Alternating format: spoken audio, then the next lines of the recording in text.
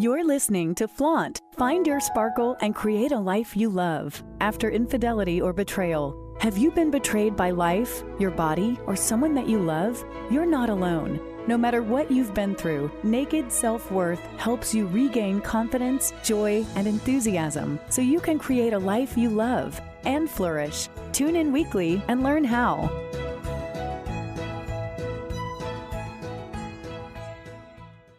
Before we get into the content of today's show, I want to say a couple of things. First, I have a cold. I have a miserable cold, and I don't usually sound like this. So if you're used to listening to me, you'll probably be like, wow, she sounds so different. And if you're new to the show, welcome. This is not usually what I sound like. And my brain is having a hard time making some connections, and it's all fuzzy and hazy. And I know you know how that goes. So apologies in advance if things are fuzzy and confusing, because my brain feels fuzzy and confused. But this is a really important topic. And I wanted to hop on and record a show anyway, because I have recently done 2 shows that have gotten a lot of attention. The first show was called Bringing Your Partner on Board So You Can Both Heal After Infidelity. And that was really focused on digging deep and doing what you needed to do to hold space for your partner, even though they were the ones who cheated, so they could join the party, so they could start healing, and so you could find that healing together. And then the flip side of that was a different show. And that show was on holding your cheating partner accountable for their actions. And that was really on finding your own boundaries and making sure your partner stayed accountable and that you didn't just roll over and lose yourself in the process. And those 2 shows were kind of, the same side, different sides of the same coin. And I had a lot of comments come in on those 2 different shows. And one of the comments that I got the most frequently was, okay, this is great. This is really helpful. But how do I decide? How do I decide if I stay with my partner or not? Tell me, the top 3 things to look at. Tell me that'll let me know my partner is willing to work on it. Let me know the top 5 red flags. Let me know all of those things. And I started researching it, and I started thinking about my own story, and I started thinking about the stories of the women that I work with. And I thought it's not that simple.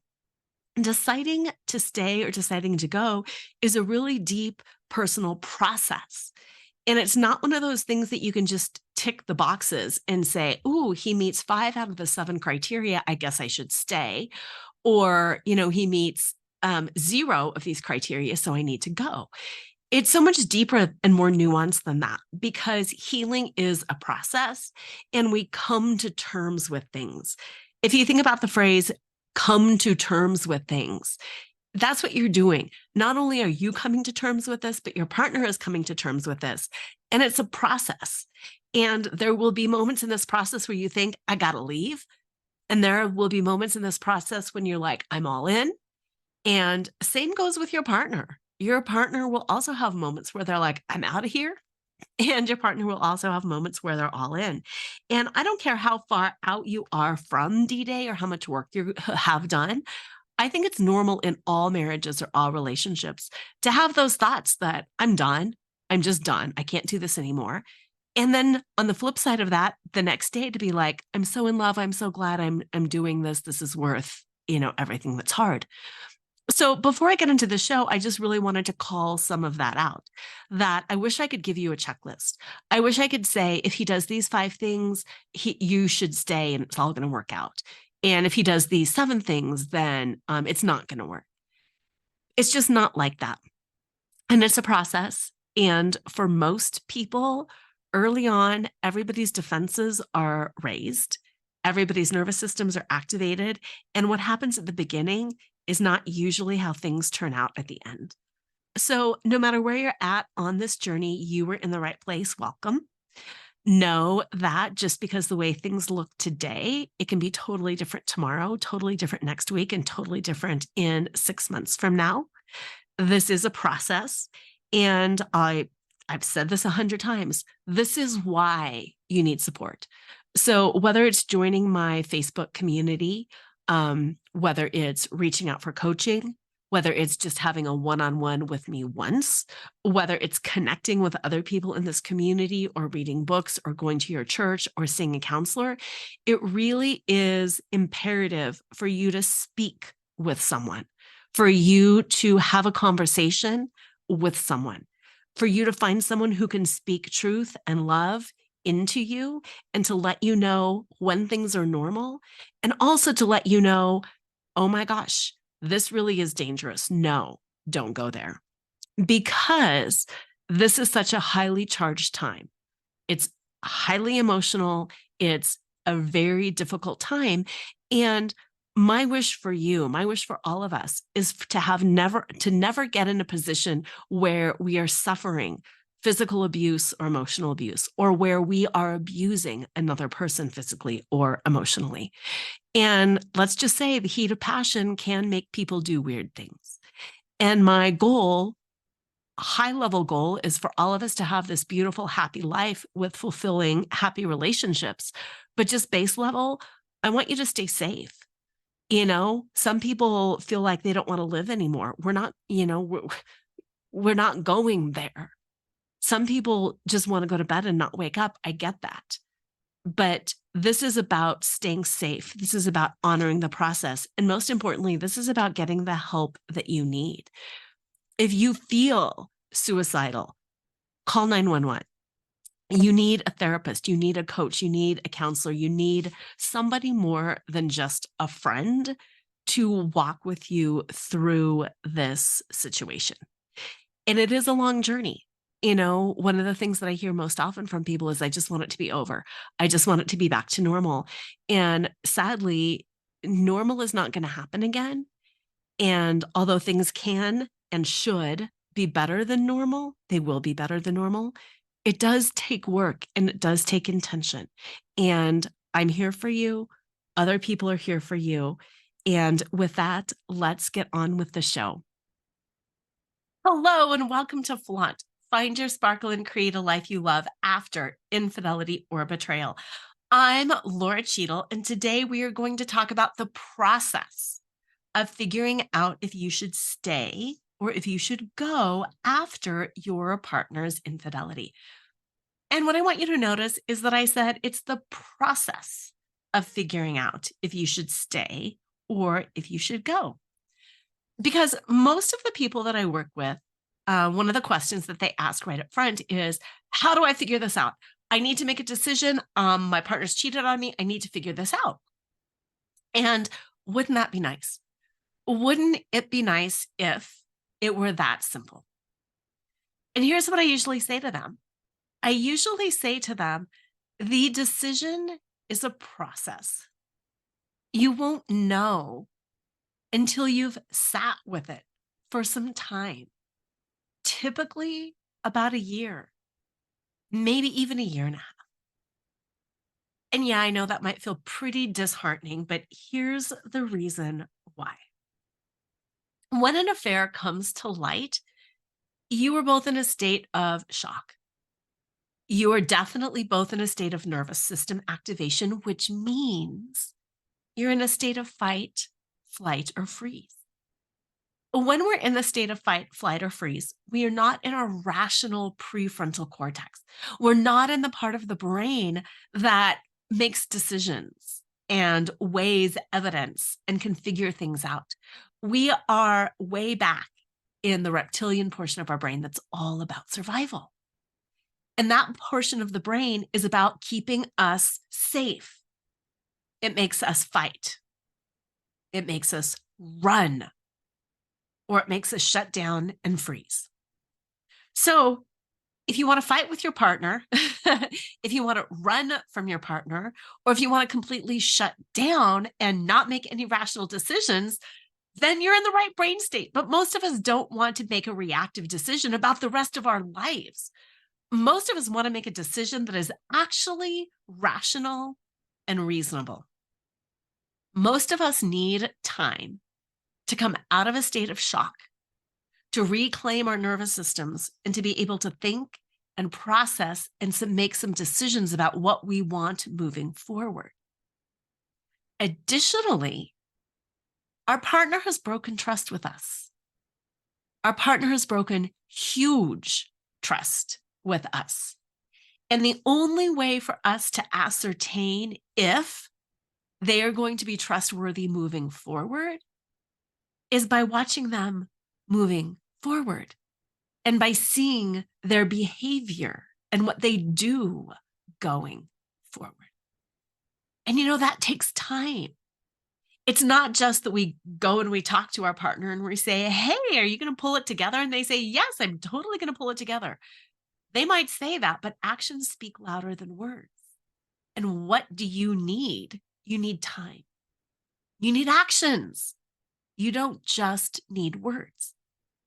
So you need time to work with your partner to see what they're doing, to see how they're behaving, to see if they are showing up in this relationship differently. So that's why I say deciding to stay or deciding to go isn't just a one-time decision. It's a process. Ideally, it takes about a year to a year and a half, because that way you've got time to figure things out and you've got time to witness what your partner is doing. So let's break that down a little bit, because that's so much easier said than done. When you are in pain, when you are on the floor, when you're in crisis, when your partner is still maybe seeing the affair partner, there's a lot going on. And it's really unrealistic for you to just be like, you know what, I'm just going to hang out and wait for this a year. So that's what I want to do, is spend the rest of this time breaking down the advice that I just gave and talking about how do you decide whether to stay or go after an affair. And also then talk a little bit about the odds of staying together after an affair, and to give you some real honesty about what that looks like. Because if you have been listening to the show for a while, you might know I am together with my husband who cheated on me. He cheated on me for 15 years with 5 different women. And yes, we are over 5 years out from affair recovery. And you know what? It's a process.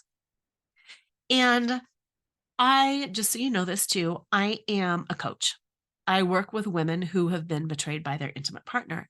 And the kind of women that I work with are the women who really want to take this experience and want to turn it into something meaningful.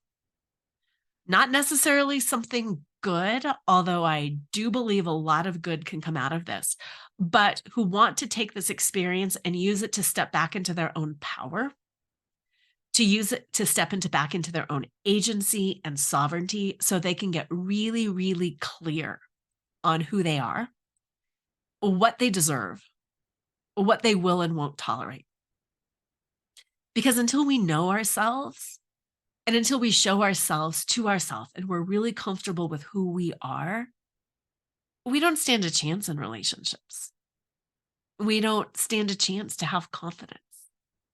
It's all about knowing who we are and getting really radically comfortable with ourselves. And that's where the clarity comes in then. That's how we know what we deserve, the habits that we want to develop, what we will and won't tolerate. And then by backing that up, that's where that confidence comes in.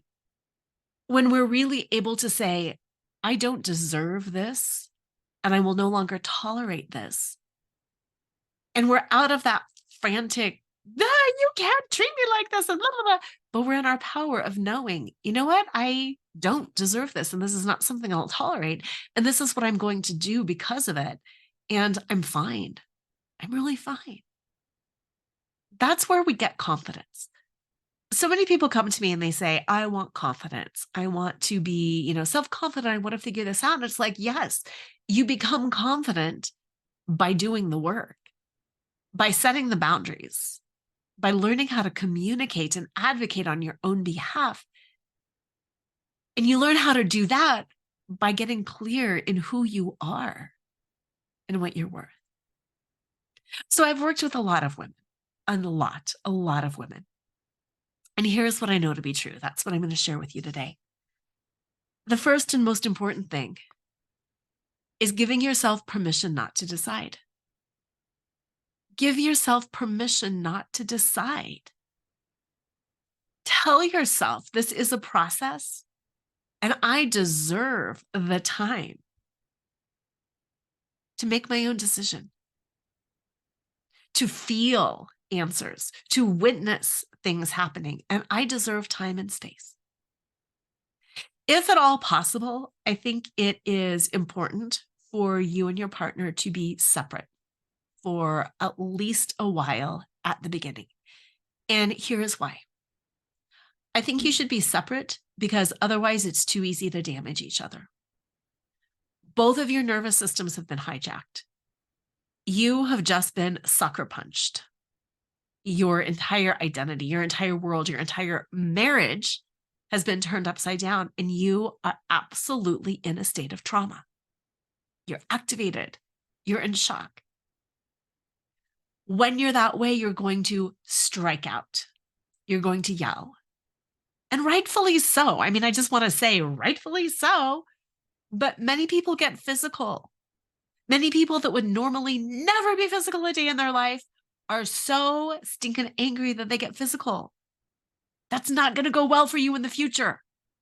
They're going to get really verbally aggressive. They're going to be hostile. They're going to scream. They're going to rant. They're going to cry. They're going to say things that, while they deserve to say, will not necessarily be effective at moving themselves or the relationship forward. I am not saying that there's not a time and a place to vent and to have some honest conversations. But what I'm saying is, at the beginning, when you are in a state of shock and panic and activation, and your partner is in a state of anxiety and fear because they have just been found out and they don't know what's going on with them either. They don't know if the affair partner is going to show up and do something horrible and hurt you. They don't know if you're going to stay or go. They don't know. They're also feeling so much shame and guilt and horror at hurting you that they're not in a very rational state either. And in an attempt to rationalize and justify all of this stuff, they're going to start blaming you. They're going to start attacking. They're going to start saying some horrible things. And if you're together, you're just going to hurt each other. So really, if at all possible, at the beginning, it's really, really important to have some space. Because why pour more fire or more fuel on a fire that is already really burning? Pull out some of that fuel, chill out for a little bit, write some things down. Like I said, it's not that you can't say these things. It's not that you can't answer these questions. It's not that you can't have these conversations. It's just maybe now is not the most ideal time. Because bottom line, I wanted answers. I wanted to figure things out. What was wrong with me? Nothing was wrong with me. But at the time, I wanted to figure out what was wrong with me. What was wrong with the marriage? What was so bad, wrong, horrible? And I wanted answers, and I deserved answers. But the answers that my husband was capable of giving early on were not satisfying answers. They were damaging answers. And he was not capable of his own self-reflection and answering in a way that would really satisfy what it was that I needed to know. So if at all possible, separate, journal. You can write your questions down. I often advise my clients to text each other or to send emails, and then to have a dedicated time to respond to the emails later on, so the conversation doesn't get heated right away, so things don't fall apart right away, and so you can both have a chance to reground and recenter in who you are. The second thing I want to say is, I want you to be aware that things that happen right around D-Day are not necessarily indicative of what the future will hold. Things that happen right around D-Day are not indicative of what the future will hold. Again, you and your partner have each experienced a certain kind of trauma. And yes, you might be saying, what do you mean my partner experienced a trauma? He made the decision. He took the action. He made this choice. This is his fault. And while I agree with you fully, it's also traumatic to be found out or to come clean, and it still activates them. And the things that they say and the things that they do early on are not always what they really want to do, because early on, everything in their body, everything in their psyche, everything in them is leaning towards protection. And you know what protection makes you? It makes you a defensive jerk. It makes you say and do, and it makes you fight, and it makes you blame, and it makes you do all of these things that are not necessarily who you are. So if you Google online, like, what are the 7 red flags of, your partner not getting it, or how to know when to leave? Some of the things are like blaming, refusing to cut contact with the affair partner, all of it, refusing to go get help, refusing counseling, refusing to work on the marriage. And here's the thing, early on, many men refuse that. Early on, many men refuse to cut contact with the affair partner, not because they're so in love with the affair partner, but because they are afraid of what she is going to do to their family, to you. They don't trust her enough to be good or to keep you safe. So they don't cut contact because they're afraid of what she's going to do. Or they don't cut contact because they're afraid that once they cut contact, they're going to have to look within themselves, and they're going to see what a big jerko face they were. And they're going to see all the damage that they caused in their family. And they don't think they can handle that guilt, and they don't think they can handle that shame. And it feels like it's suddenly crashing down on them, and that it's all too much for them. And again, I'm sure you're thinking, are you kidding? They should have thought about that earlier. And yeah, they should have thought about that earlier. But here's the thing, they didn't. They just didn't. So what are we going to do about that now? Because they didn't think about it earlier. If they thought about it earlier, we wouldn't be in this situation in the first place. And the reality is they have a process to go through too. And it's not fair, but they do. So give yourself the grace and space to have time apart from each other. And then realize that what your partner says and does in the beginning is not necessarily indicative of what they are going to do the whole time. The third piece of that is that giving yourself the time. It's to start really getting back in touch with yourself. What you enjoy, what your values are. What does your family need? What do you want going forward?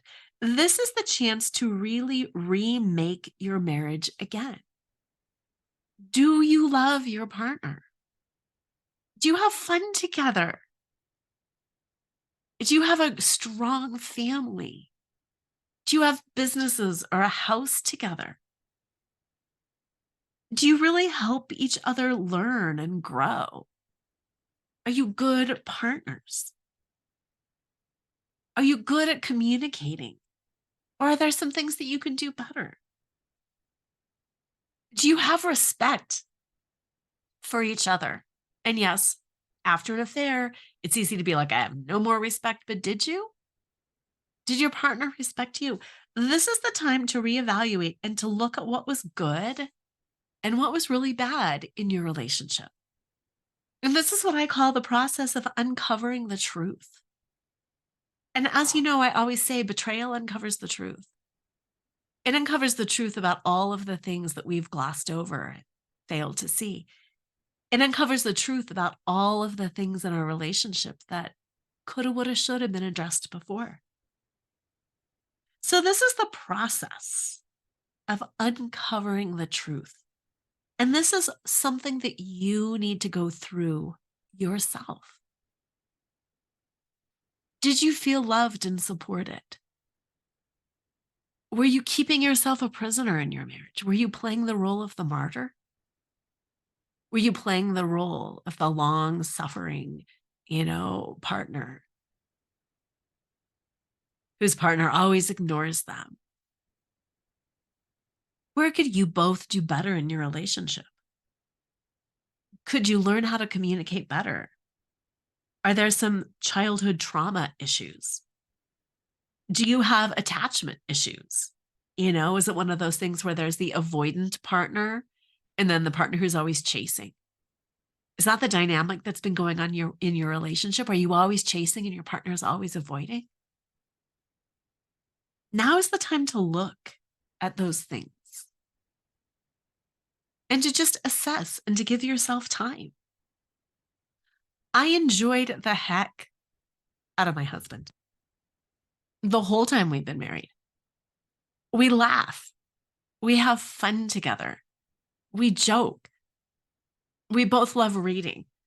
We're both connected to our family. We both really have a passion for, excelling and success. Education's important to us. We value family in the same way. We always like to say we weekend well together. We have a lot of things that are compatible and symbiotic. The way we do food, the way we value working out. It might sound like small things, but we travel well together. We do things well together. We enjoy each other together. I always respected him a lot. I would sometimes think that he didn't respect me. And we were not great at communication. He had a lot of childhood trauma that I didn't understand. He would sometimes ask me to learn things and to understand things and to treat him differently. And I wouldn't get it and I wouldn't do it. One of the things was he'd always say, you can't yell through the house. And I'd be like, I'm not yelling through the house. I'm singing through the house. I'm a happy person. And I'm being like, good morning. Hello. What's going on? And he'd be like, you're screaming through the house. And we'd get stuck in these arguments that I'm not screaming through the house. And he'd say, you're barking. And I'd be like, I'm singing through the house. I'm not barking through the house. Oh my God. And we would always be in this stupid argument around that. And it wasn't until a fair recovery where we started talking about his childhood trauma. And his mom would all of a sudden, out of the blue, just yell, get over here. They could be studying, they could be sleeping, they could be playing. It didn't matter. She would just get over here. And it would either be to beat them because she had found something, some offense, and she would beat them. Or it would be to do something for her. Get on your bike and go to the store and buy me cigarettes was a big thing for her. That was a trigger for him, the loud voice. I never got that. I never understood that. He couldn't communicate it. I didn't get it. I was stuck on the semantics. I'm singing, good morning. I'm not yelling at you. But the thing is, his nervous system didn't know the difference between good morning and being really happy and excited and get over here. It was still a reaction to him. I didn't understand that. It's not that I don't have blame over that. How would we know? We don't know until we know. He didn't know. I didn't know. He couldn't communicate. I didn't understand, but it caused a huge trigger for him. So that's one of those things that when you look at things honestly, when you start uncovering the truth, that's when you start figuring out, how can we make this better? How can we talk and communicate and learn how to communicate better? We were not good at solving problems and communicating. We would come to impasses like that example that I just gave. So when you take the time then to uncover the truth about what was really going on in your marriage, then you can start gathering information. Hey, we do enjoy each other. Or you know what? We really don't enjoy each other. We don't have a lot in common. I don't respect him. I actually think he's disgusting. He doesn't respect me. I don't like him. He doesn't like me. We argue all the time. We don't grow well together. We don't have the same values. We both have this family, but we're committed in different ways. It's just figuring out, where are you in alignment and where are you not in alignment? And I talk a lot about expectations. Fairy tales have us believe that a good partner is somebody that we are in complete alignment with. And that really couldn't be further from the truth. We don't have to have everything in common with a partner. If you're saying, well, we enjoy each other and we trust each other and we have similar values and we've got this family, but we don't do this, that, and the other thing, that's okay. It's just figuring out, is this a balance that I want to move forward with or not? And then hopefully your partner is going through this same exercise and figuring out for themselves what works in this relationship and what doesn't work in this relationship. And figuring out, why did I cheat? What was it that led to that? What needs were not getting met? What could I not communicate? And what's going on in me that led to that? Because until your partner figures out what led to that, true healing can't take place. Even if both of you decide we have all of these things in common and we do want to move. So during this process of uncovering the truth, that's where you're making lists. It can be an official pro-con list, or you can just write some things out about what really does work in this relationship and what doesn't work and what needs changing. And then you can start coming back together with your partner, hopefully in counseling or with a coach, or if you're doing it alone, using a book or something to guide you so you don't start damaging each other, but so you can really start figuring this decision out together.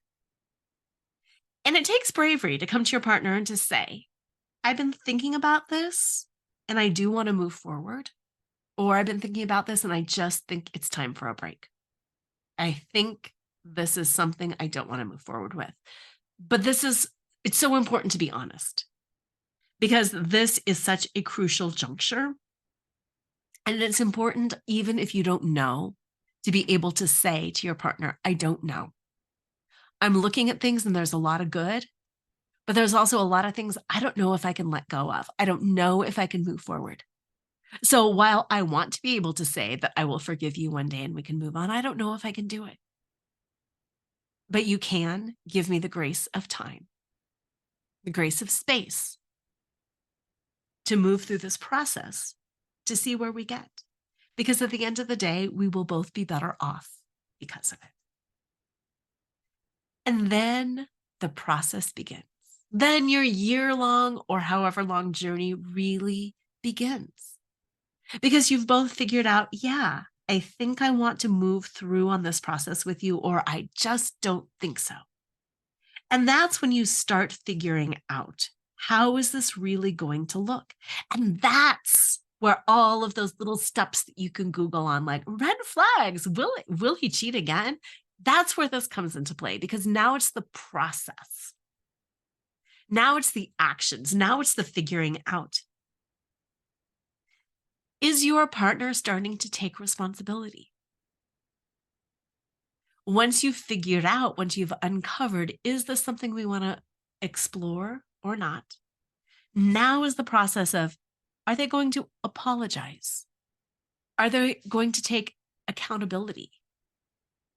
Now is the time where usually they stop blaming you and they start self-reflecting, they start getting help, and they start their process of making amends, atoning, communicating, doing things different. And now is the time that you can start getting some information back from them, because now they're starting to have an understanding of what they did and why they did it. This is why you don't want to talk at the beginning. At the beginning, they're going to say, because you're stupid, because you gained weight, because you give all your attention to the kids, because, and they're just going to blame you.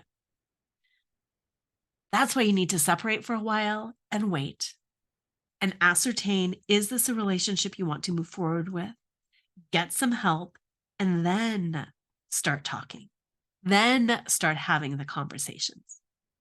Get yourself out of a state of fight, flight, or freeze. Get yourself back into that rational part of your brain, back into your heart that, yes, has been broken, but back into your empathy so you can listen and really hear what's going on. This is the next phase where they really do need to cut contact with the affair partner. I don't want to say it's okay that they have had contact up until now, but until you have come together and have decided, yes, we're going to work things out, and yes, we're both getting help and we're having support, that's the time where really contact needs to be cut. That's when you are together as a team, and no matter what the affair partner decides to do or not do, they don't all do something. You know you can handle it as a united front. So this is the time where cutting contact with the affair partner is important. Having some slow conversations about what was really going on for them.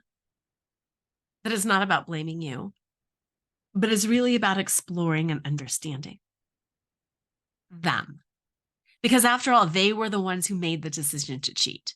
They were the ones that had the internal pain that was so great that they didn't know how to identify it, let alone communicate or advocate on their own behalf to get their needs met. They were the one with the quote unquote failing around that, not you. And it's their work to be done, not your work to be done. And that's a really, really tough one because as women, we are the keepers of the relationship. Typically, it is us making the decisions. Typically, it's us reading the books. Typically, it's us doing all of this stuff. This is not our work to be done. This is not our work to be done. This is their work to be done.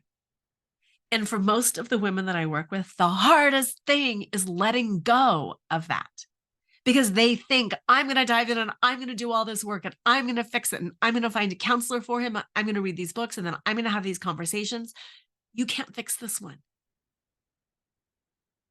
Precious, wonderful, sweet, kind, compassionate woman, you can't fix this one. This is for them to fix, not you. Because they are the ones, not you, that created this entire problem.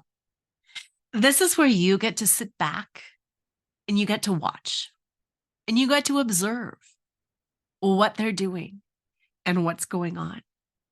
And this is where you, as you're observing and watching, this is where you get to determine whether they fit into how and who you want a partner to be. This is where you start deciding whether you stay or whether you go by watching their actions, by watching their commitment to their own growth, by watching their commitment to their own growth. Because the fact of the matter is, until they understand themselves, they could cheat again.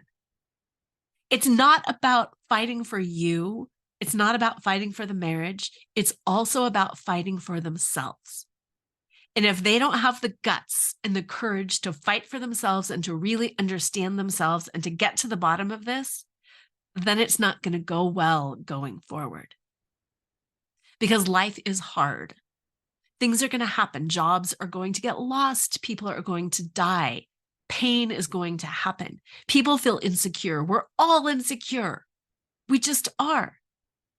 So unless or until you can understand yourself and know how to take care of yourself, cheating will always seem like a tool. Drinking is a tool. Drug use is a tool. Cheating is a tool.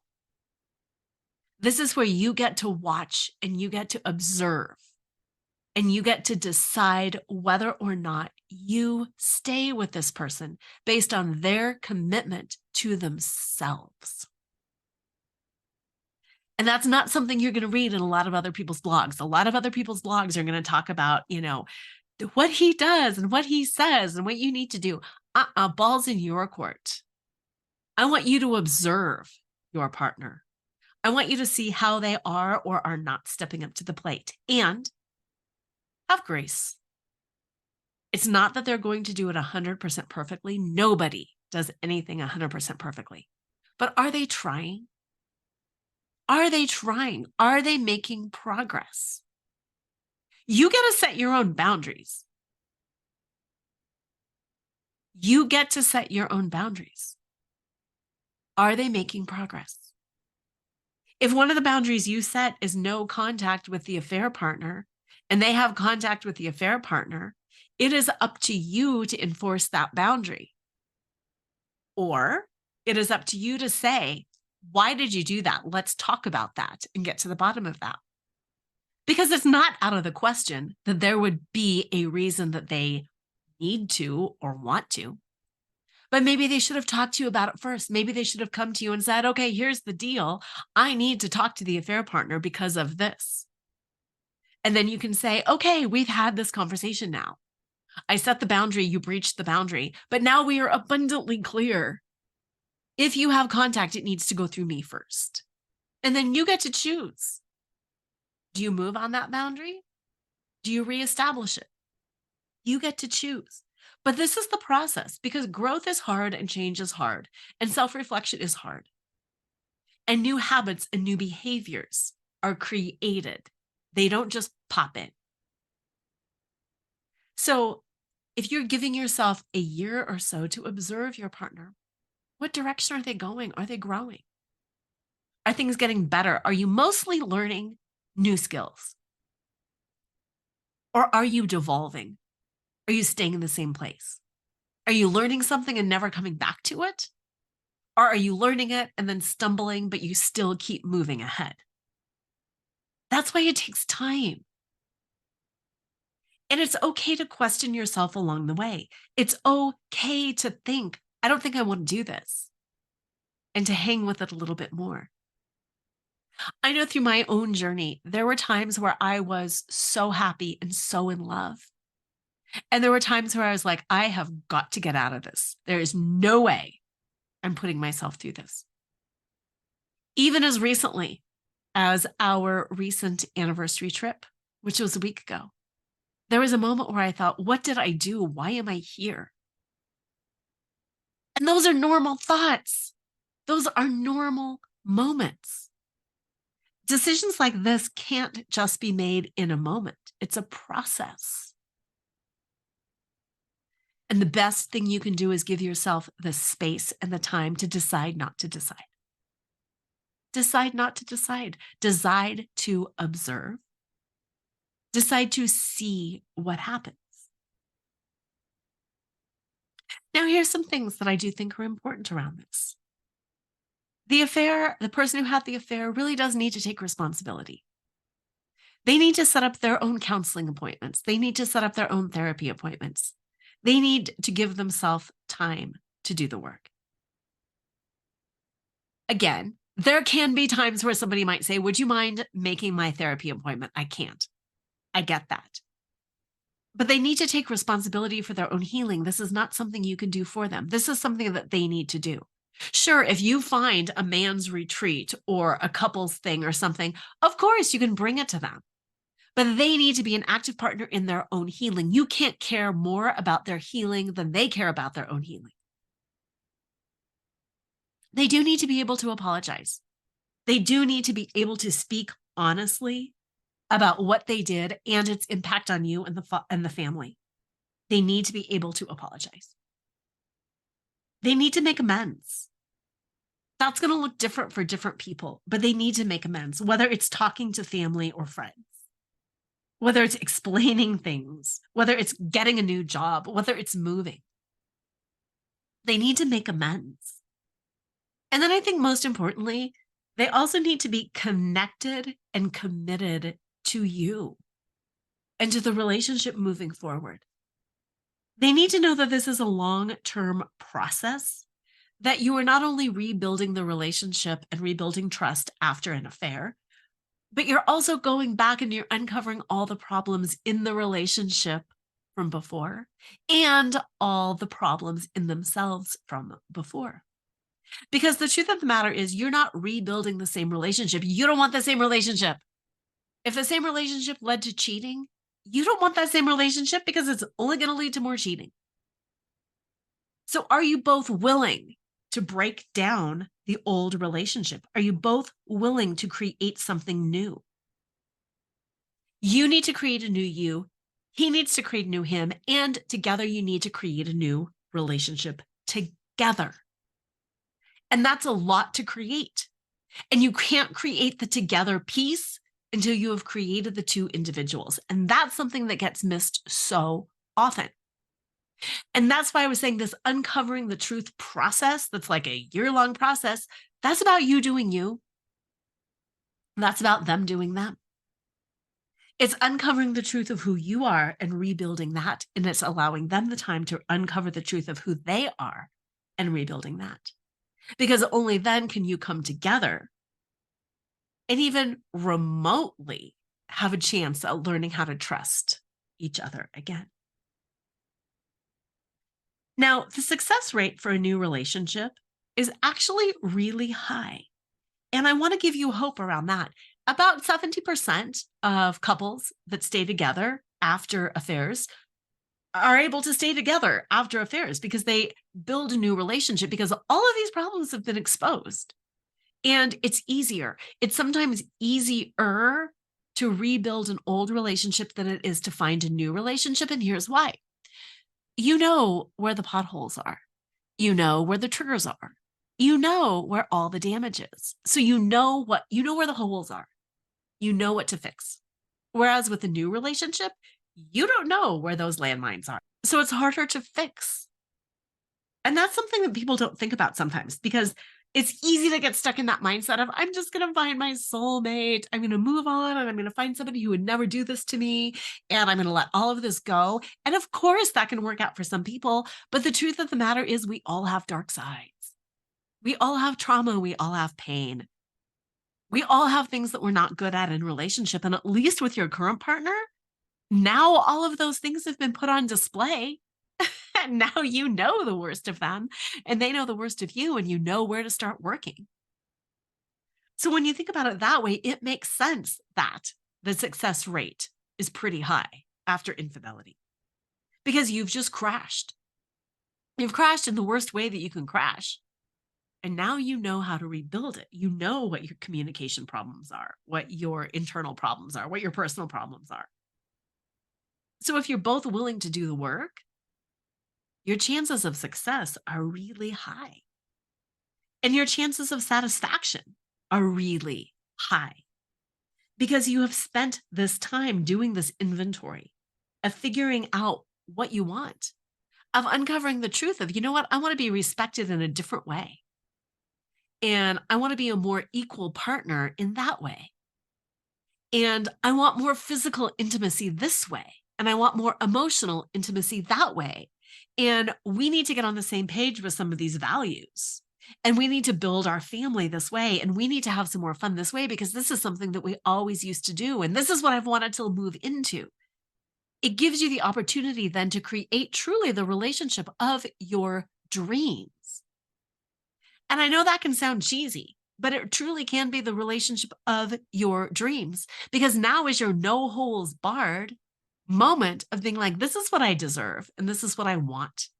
And this is what I will have in my next relationship. And then when you're both able to compare lists, so to speak, have that job interview, find out if you're a good fit, then you both know what you're moving forward towards.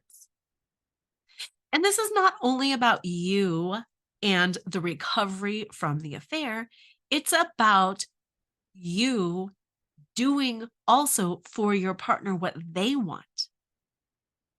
And I don't want you to forget that because so often it's easy to fall into that space of thinking, I was the hurt party, so now I need everything for me.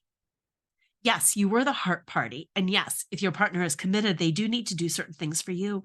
But the truth of the matter is, this is also a great opportunity for you to learn how to be a better partner. And unless you are willing to actively go be a better partner, then why are you in this relationship? And that might sound cold, but why would you be in this relationship if you're not willing to be a better partner? Why would your partner be in this relationship if they are not willing to be a better partner? Why would you both not want to elevate? Betrayal uncovers the truth about what you were missing in your first relationship, about what you want in this new relationship, about what you're both willing and not willing to do. If your partner is not willing to give you what you need, then maybe that's not the kind of person you want to be in a relationship with. And conversely, if you are not willing to give your partner what they need, maybe you shouldn't be in this relationship either. Because relationships are about mutuality, they're about duality, they're about honoring each other, about serving each other. If you think about the traditional wedding vows, through good and bad, through sickness and in health, through right and through wrong, this is a great opportunity to live some of that out if you want to, and if your partner wants to as well. And I think that's where I want to wrap up with this. So, how do you decide whether to stay or whether to go? First, by deciding not to decide, by deciding to step back and to observe, by deciding to spend your time uncovering the truth about your heart, your willingness, your partner's heart, your partner's willingness, by observing what they do, what they don't do. You're not demanding perfection, but are they trying? If they're failing, that's okay. Are you trying? If you're failing, that's okay. But give yourself the time to observe. Back off so you don't hurt each other, but give yourself the time to observe and then decide what kind of a relationship you want to create, knowing that it truly can be magical. It truly can be powerful.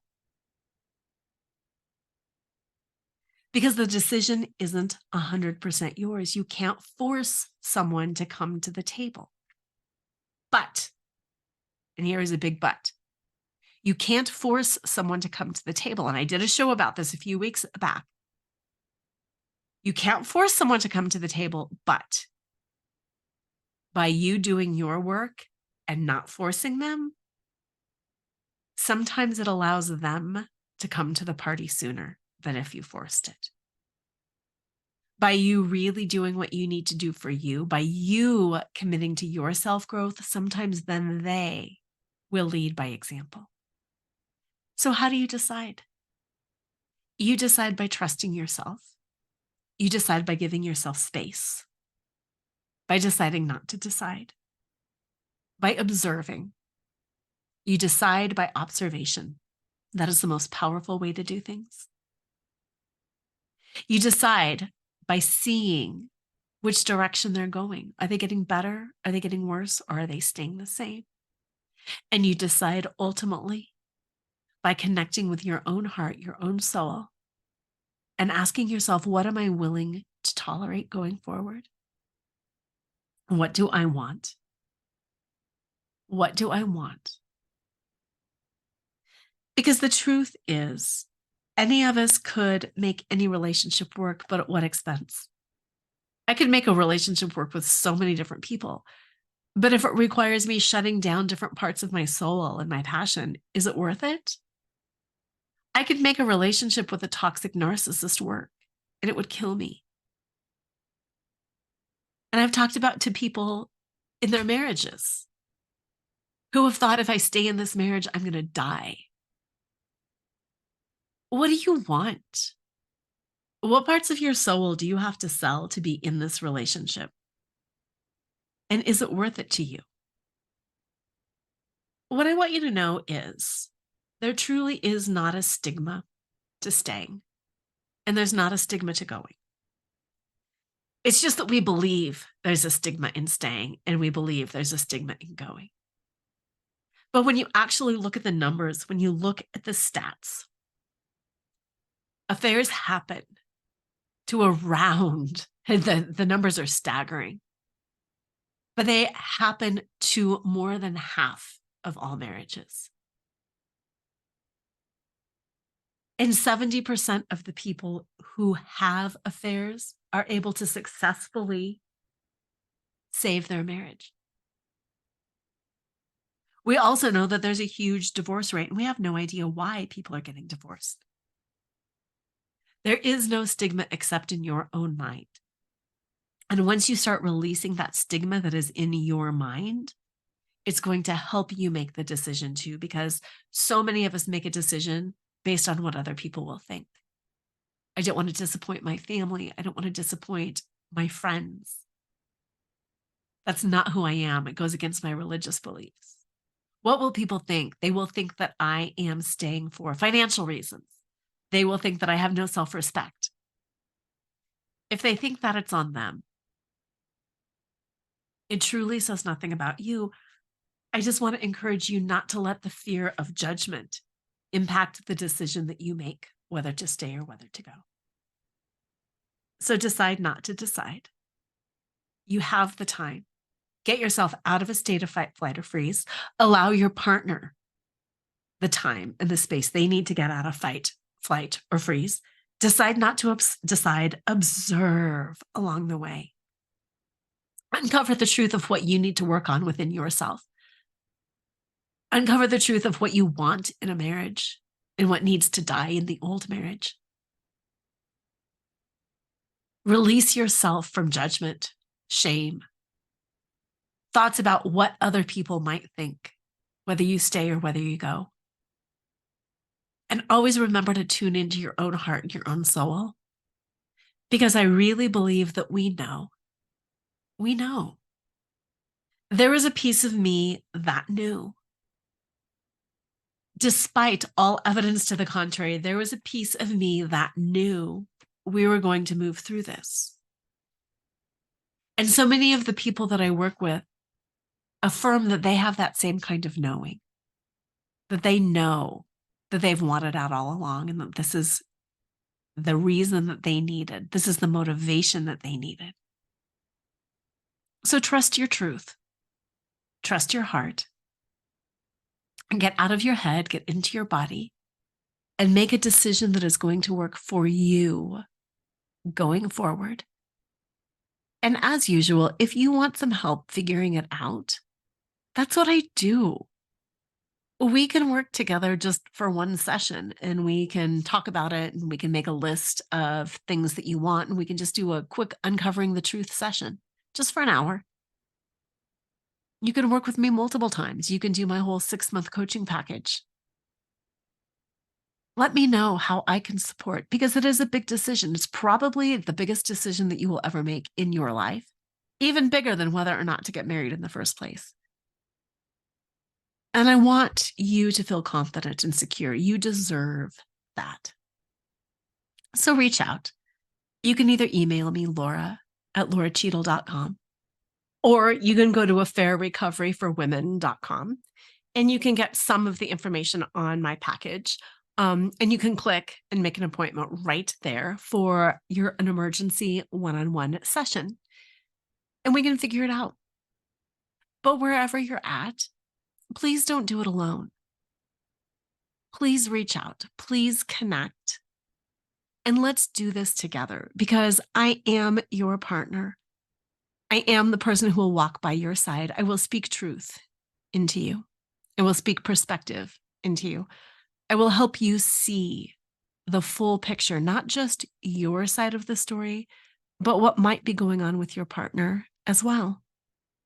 And I will help you learn how to advocate on your own behalf and make the decision that is right for you. affairrecoveryforwomen.com or Laura@lauracheadle.com. And thank you for being here. Have an amazing week. And always remember to flaunt exactly who you are, because who you are is always more than enough. Tune in next time to Flaunt, Find Your Sparkle, and Create a Life You Love After Infidelity or Betrayal with radio host and live choreographer Youre Cheadle every Wednesday at 7 a.m. and 7 p.m. Eastern Time on syndicated Dream Vision 7 radio network. Develop naked self-worth and reclaim your confidence, enthusiasm, and joy so you can create a life you love and embrace who you are today. Download your free Sparkle Through Betrayal Recovery Guide at nakedselfworth.com.